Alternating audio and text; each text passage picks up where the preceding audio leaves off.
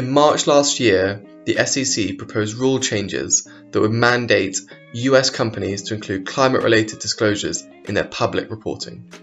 This is a watershed moment for US climate reporting, given that the climate risks of some of the world's largest companies would now be provided in annual reports.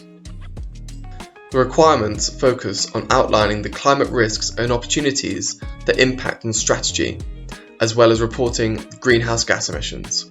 Given the range of information required, organisations are already preparing for the sweeping regulatory requirements, with the first reporting period expected to be in early 2025 for the largest companies, with smaller companies a year later. When the regulations were first announced, it was expected that they would be finalised by December 2022. However, there has been extensive debate over the regulations, meaning that this is now expected in the coming weeks. So what are the requirements? The SEC proposed rule builds on the voluntary framework developed by the TCFD, the Task Force for Climate-Related Financial Disclosures, which is used by companies and legislators around the world. The goal of the TCFD framework is to provide high-quality information on the impact of climate change, and the SEC has taken this a step further by putting more context to climate-related materiality and the resulting impacts on investors.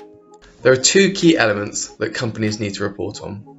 Firstly, the companies need to outline how the climate impacts their strategy, business model, and outlook.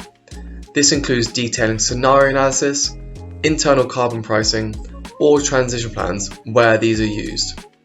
Secondly, the requirements include reporting on emissions from direct operations, so-called Scope 1 and 2, as well as emissions in the supply chain, Scope 3. There are then requirements over obtaining assurance over these figures. So what does this mean for business? We advise that there are 3 steps to get started with the regulations. Firstly, you should begin with a broad consideration over what climate change means to your business. It is clear that business as usual is being challenged by regulation, by the public, and by the climate. So having a deep understanding of how this impacts your business will be a valuable first step. Secondly, you should engage stakeholders across the business in order to develop buy-in. The impact of climate is complicated and may fundamentally change your business. And while this may sound scary, there are plenty of opportunities to build resilience in your organisation.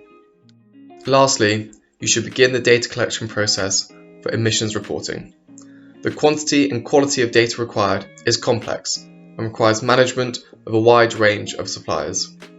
It is worth not allowing the perfect to be the enemy of the good, and just starting somewhere will allow you to build on this in subsequent years.